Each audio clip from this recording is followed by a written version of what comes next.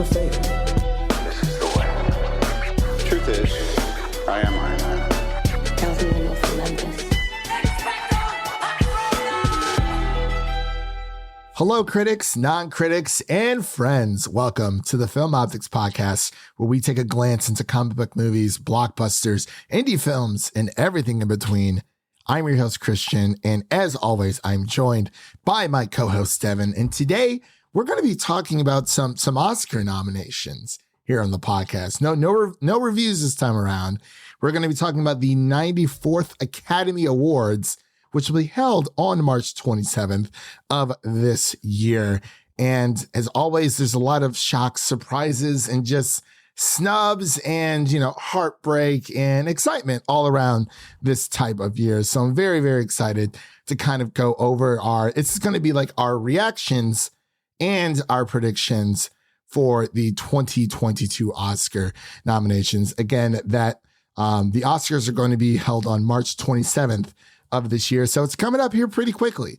And, film Twitter out there is just being blown to bits right now. A lot of people are happy. Some people are sad. There's a few snubs that I definitely want to get to. And I know there's a few snubs out there I'm sure Devin definitely wants to get to. But before we begin today's show, you can listen to our podcast on platforms around the internet. And if you are a new or seasoned listener to the show, we would love to hear from you guys. Show us some love and leave us a 5-star rating and review if you're listening on Apple Podcasts or Spotify, and follow us on Twitter and Instagram at Film Optix. That is Optix with an X, or email us at filmoptix@gmail.com for any movie related questions.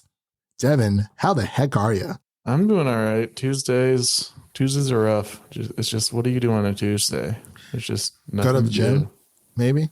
I guess. Hit the gym for a bit. I don't know. Catch up on some Euphoria. I guess I can start watching some of these Oscar movies that I haven't watched, which is most of them. Or you could buy your Batman tickets.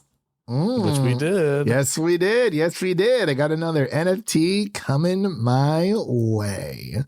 Very excited for that. So yeah, I was actually surprised that the Batman. I guess it's the fan event essentially. So it's a few days before it drops. Technically on what, March 5th, 4th. Yeah. So we're seeing it like a few days earlier. A big fan event throughout the country. I know a few people who are also going to be, trying to get in there early, honestly, first to market. You can have your review out, boom, boom, boom, gives you a few extra days to do a non-spoiler and a spoiler review, which I feel like we'll be doing here on the podcast since it is such a big movie. The first big movie of the year, I should say. But yeah, Devin, we're going to get into our Oscar nominations here. So, man, oh man, I guess let's just start with Best Picture, kind of work our way down the list. I just want to say in general, I know you said there were some surprises earlier, but to me, it's just all the nominations just kind of seem like chalk, like nothing really stands out. Just kind of seems like the safe picks, like you mentioned. Yeah, for most of the categories here. There's no Moonlight. There's no star movie like that everyone kind of gets attached to. Yeah, it is different. I mean, I feel like we haven't had an exciting. Obviously, there's no Parasite. Right. Nothing will ever top that. No. Well, moment. Yeah. Well, as of recent years, yes, for sure. But yeah, for me, there's a few that I was kind of surprised by. But overall, looking over the list, my initial reactions, my initial thoughts of the nominations, I would somewhat agree. A lot of them. I'm leaning towards Snooze Fest. That's where I'm at right now. A lot of them. There are some I didn't really care for. There's a lot of movies that are doing well, more so than others. But for Best Picture, let's just start off with that, and then we'll kind of just go down the list. Like I said, it always starts like smaller. The Oscar live nominations were earlier this morning around like 7:30 Central, I believe. So, people were kind of, I was watching a few streams over, while I was working. So unfortunately we weren't able to do it as it was happening, but that's the best thing about podcasting. We can just talk about it after have it up the next day for everyone to enjoy. It is going to be a very busy week for us to begin with. So we figured, why not just kind of, we're going to give someone, not someone, but our listeners out there, something different to listen to. We used to cover award shows a while ago, but I don't know. We kind of just fell off of it. There's so much to cover, and we were like, oh my gosh, we want to cover everything. And then they've just been getting worse year after year. Yeah, that too. Especially after last year's Oscars, really put a sour taste in my mouth. But I mean, coming off the high of 2019, those Oscars, they're so good. 2018 was such a great year for movies, for TV, for storytelling altogether. And I was like, it doesn't hit the same this year, unfortunately. But let's hit the ground off running here. We're going to go over the best picture nominations for the 94th Academy Awards. First off, we have Belfast, and then we're going to move on down to Coda. Then we have Don't Look Up, Drive My Car, Dune, King Richard, Licorice Pizza, Nightmare Alley, The Power of the Dog, and Steven Spielberg's West Side Story. Now, Devin, I gotta ask you, how many of these have you actually seen? Not many. Coda, Don't Look Up, Dune, Licorice Pizza, and that's it. I am planning on watching Nightmare Alley because it's on Hulu, so that's an easy watch. Oh my God, I forgot King Richard, or did I not say that? Yeah, King Richard, I probably will watch. That's on HBO. Belfast, I don't think it's on any streaming services, but I do want to watch it. And then, I'm just not really interested in West Side Story or Power of the Dog. Didn't you say Power of the Dog was a bit of a snoozer? Yeah, for me it was. It definitely was. I mean, it was great to see a lot of familiar faces in that movie. You had Benedict Cumberbatch, you had Kirsten Dunst, you had even Thomas and Mackenzie make an appearance. You had Jesse Plemons as well. But overall, it didn't do it for me. Not at all. Quite honestly, it's ranked one of the lower films that I have. I mean, I understand why people like it. It's not for everyone. For me, I feel like it is more so of like a typical Oscar movie. It is that Oscar bait for Oscar. Yeah, it is that movie that was clearly made, for Oscar buzz, and there's nothing wrong with that whatsoever. It just didn't do it for me. It was quite possibly some of the longest 2 hours of my life, between that and another movie that I'll get into. But for me, out of everyone from Best Picture, the only ones I haven't seen, and I do want to check out, Drive My Car.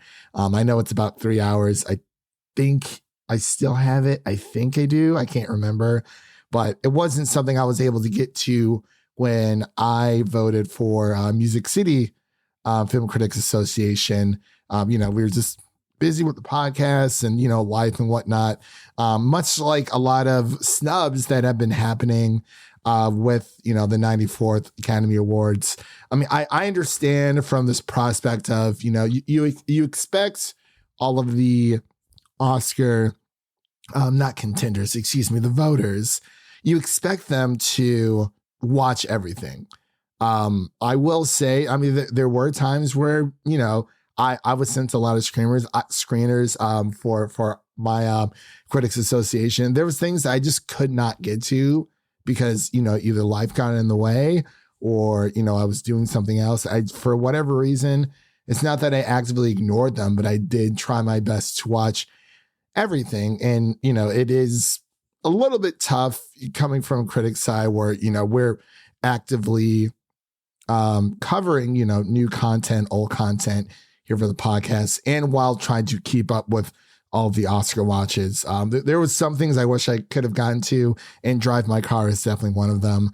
That is probably my number one, top of the list that I do want to watch, Best Picture wise. The only other one I have not seen as well is not Power of the Dog, West Side Story, Steven Spielberg. It's weird because I'm a big, music movie person. I think I've pretty much seen every single musical outside of I think Annette and West Side Story. I definitely do want to check that out, but I have seen everything else, including from like, Belfast, Dakota to Dune and what have you. But overall, I guess from what you've seen so far, what do you think is going to win for Best Picture? Who I think is going to win? I have no idea. I would like Coda to win. Right. So let's do what you would like to win and what you like, what's expected, or what do you think will actually win? I think West Side Story is going to win, and it's going to be very lame.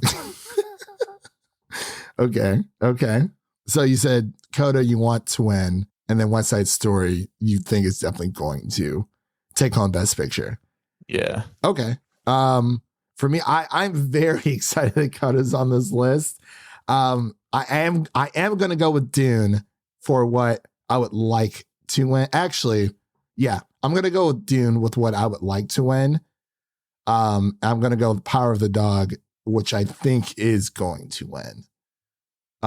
It's still, like I said, it screams Oscar, and it's not for everyone. It is on Netflix for any all listeners out there. For people who want to check it out, I definitely do encourage you to check out as many of these as you can before the Oscars, so you can kind of be in the know a little bit. We reviewed Coda early last year. Same thing with Don't Look Up, Dune as well. I think those are the only ones we were able to get to. But yeah, I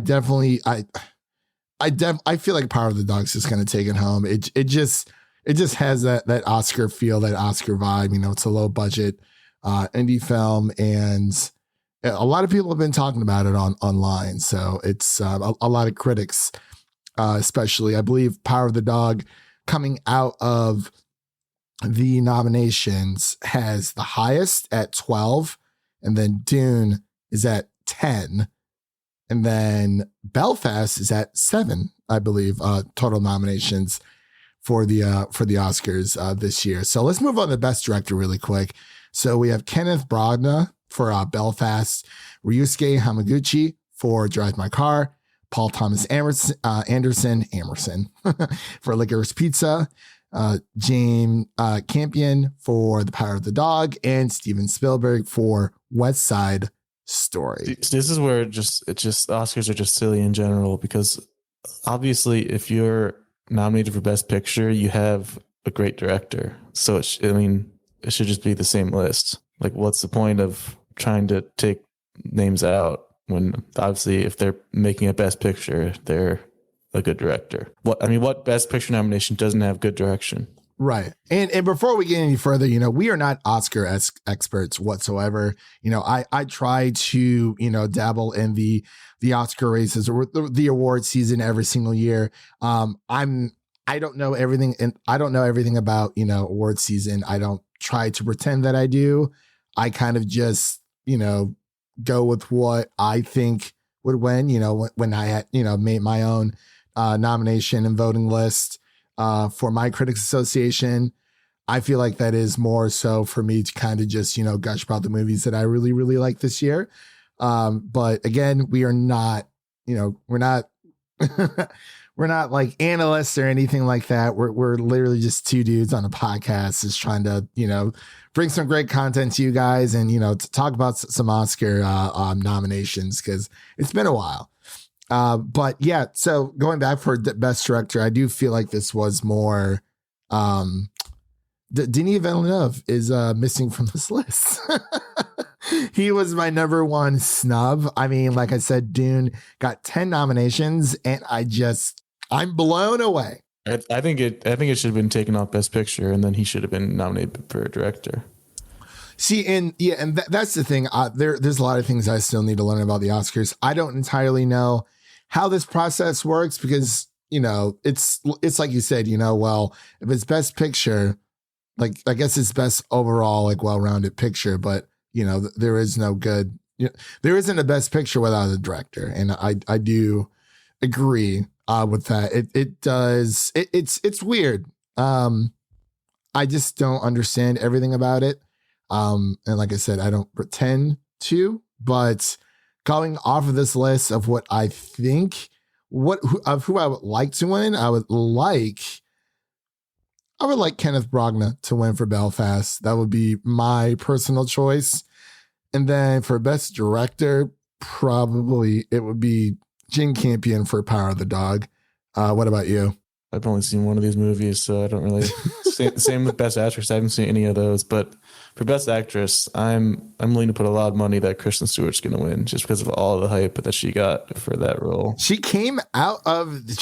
Kristen Stewart has resurfaced herself back into the Oscar race, and I know a lot of people were very crazy about that. But for best actress list, it is as follows: Jessica Chastain for The Eyes of Tammy Faye, Olivia Colman for The Lost Daughter, Penelope Cruz for Parallel Mothers, Nicole Kidman for Being the Ricardos, and of course Kristen Stewart for Spencer.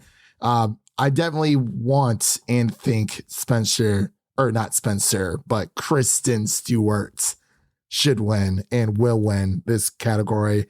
Another movie that I kind of talked about with Best Picture, I wasn't super crazy about, was The Lost Daughter with Olivia Colman. It just didn't, it didn't do it for me. It's another Netflix film. It is adapted from a book, not a super long book, from what I remember, but it just didn't really do it for me. I do love me some Olivia Colman, don't get me wrong. I personally think she was better in The Favorite.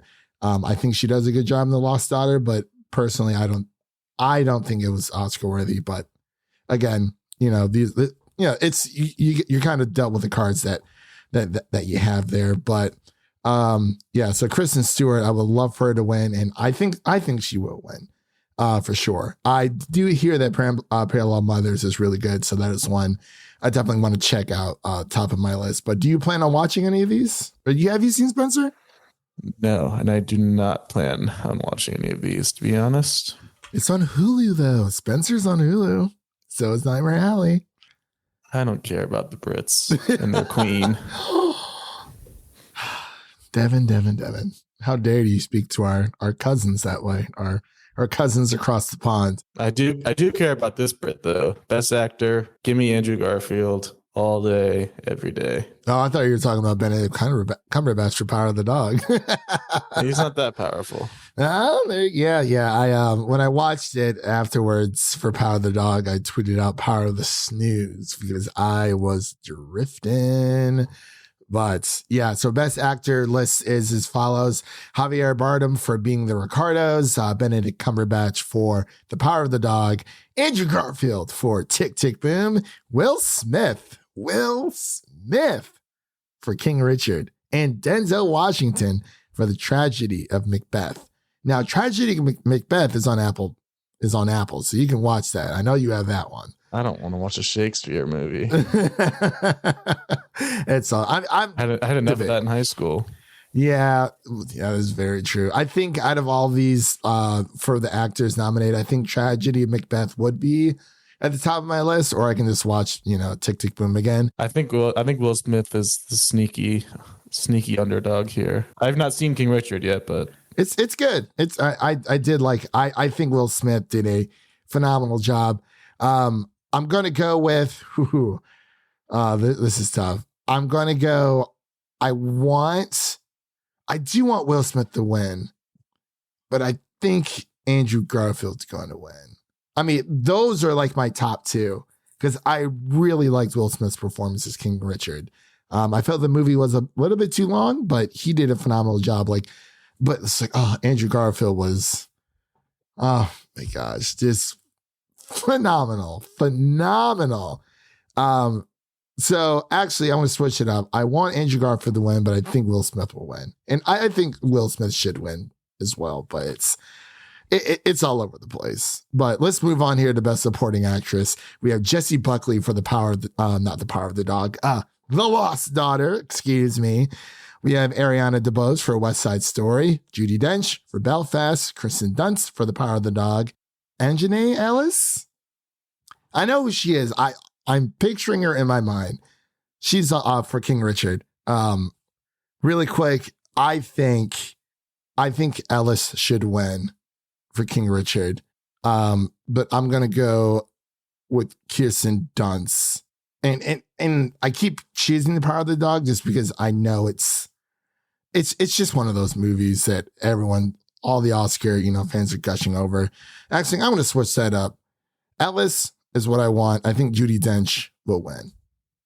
I don't have a dog in this fight, but I think Ariana DeBose will win. Oh, there you go. There you go. Yeah, West Side's. I hear it's good. I just haven't watched it yet. I had a chance. I just don't want problematic people.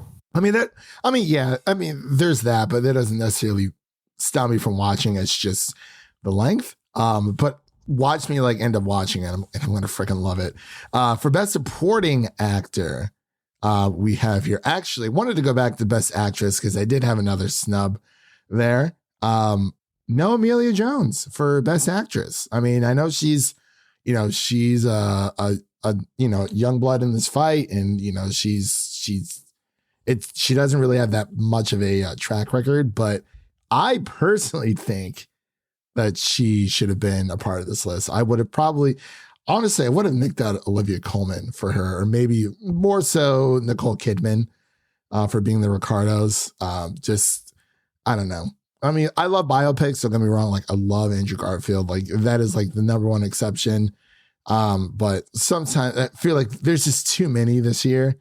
Musical movies 100%. But yeah, I think that I think Amelia Jones should have been there for sure. It's such a powerful story, whatnot. But that kind of goes back to what we were talking about, it for director and Coda being for Best Picture and all that stuff. But anyway, let's move on here. I think my one snub would be for Best Actor. I would have liked to seen Nicolas Cage in there just for fun. Give him a little spot in the limelight there for his 50 years of work. It feels like. Yeah, Pig was interesting. I don't think it was great, but I definitely think Oh, you watched this? Yeah, I didn't watch it. Yeah, it's on Hulu, but I think he did a great job. What did I think it was? What did I think it was going to be? I thought it was on Netflix for some reason. I don't know. Hulu seems to pick up the Oscar type movies. They do a good job of that. Yeah, they really do. Man, I'm actually just really excited. Don't Look Up is part of Best Picture because.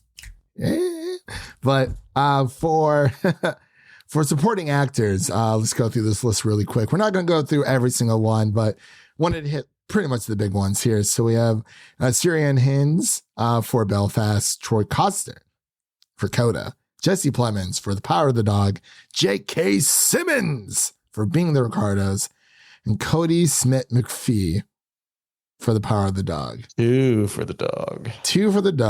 That just give me Troy Kotsur. That's all I want. I'm actually going Troy Kotsur for who I would like to win and who I think is going to win. If you have 2 from the same movie, they're going to cancel each other out. So that's 2 gone. And I don't think Cody Smith McPhee was all that great, in my opinion. But it's the guy that the picture I showed you earlier. That was him. But yeah, so yeah, Coda, all the way. I think I think Troy's is gonna take it home. I guess we can skip down to just animated feature. I don't think there's really anything else. Yeah, there's best original. A quick shout out to Don't Look Up for making it for best original screenplay. I have to say, going up with Belfast and King Richard, Licorice Pizza, and The Worst Person in the World. That's another one I do want to check out. I believe that is a Swedish film. Norway, not Swedish, Norway. But yeah, and then so like I said, we'll jump around here for a little bit. So for best animated feature, I was actually surprised with this one. So we have Encanto, and then that's going to be up against Flea, Luca, The Mitchells versus the Machines, and Raya and the Last Dragon. That was my I was I knew Encanto. I was okay. Obviously, best animated is always Disney focused. But I was very surprised to see Raya and the Last Dragon here. I'd be fine with either Encanto or Mitchell's, preferably Mitchell's. Yeah, preferably Mitchell's. Encanto would be second for me as well. What I think is going to win, I don't know if Flea's going to win. I think it's going to be Luca that's going to win. but I would love Mrs. versus Machines is so good. Like Lord and Miller, like, come on now. Like, this could be a really big year to kind of start to break out of the whole, which Disney / Pixar movie won Best Animated Feature this year. We've definitely had others, but this is what they have voted on thus far, but it's kind of, it is what it is, I guess. I guess I wanted to touch on Best Cinematography. Dune, again, for Greg Fraser, Nightmare Alley for Dan Laustin, The Power of the Dog, Ari Wegner, and Tragedy Macbeth for Bruno Del Bonnell, and West Side Story, Janusz Kaminski. I think that's, I don't know. There's so many others, we started to get into like the best, like, costume design, the best film editing, best makeup and hair stylist, and what have you. Original score. Actually, I'm sorry, original song. Really quick little shout out to Phineas and Billie Eilish for No Time to Die. The song, aka No Time to Die. The other ones do include Somehow You Do from 4 Good Days. I never saw that one. And then Down to Joy from Belfast, which is actually really, really good. Music by Van Morrison. And then Dos Auguritas. Encanto. Sorry, from Lin-Manuel Miranda. And then Be Alive from King Richard. Lyrics by Dixon and Beyonce Knows Carter. That was a pretty good one too. Well, was there anything else you kind of wanted to, I guess, any other categories you kind of wanted to touch on before we kind of just close out? I wish we were able to get through everything, but we are a little bit crunched for time today. But I feel like we've hit the the big ones that everyone wants to be a part of. But I mean, hey man, I do not have any other categories to cover, but I do have a suggestion for the Academy. Oh, there you go. If you would like to make this year's Oscars more interesting than any other Oscars of past years, to get your audience back, get the viewers back, get people involved, get people interested, you need to have 3 hosts, okay?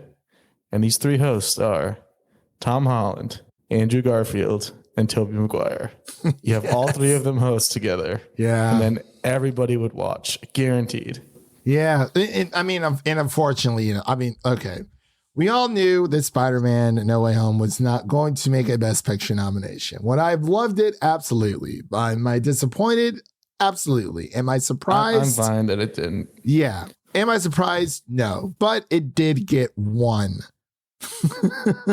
They got 1 nomination for Best Visual Effects. We have Dune, then Free Guy, No Time to Die, Shang-Chi, and Legend of the Ten Rings, and of course, Spider-Man No Way Home.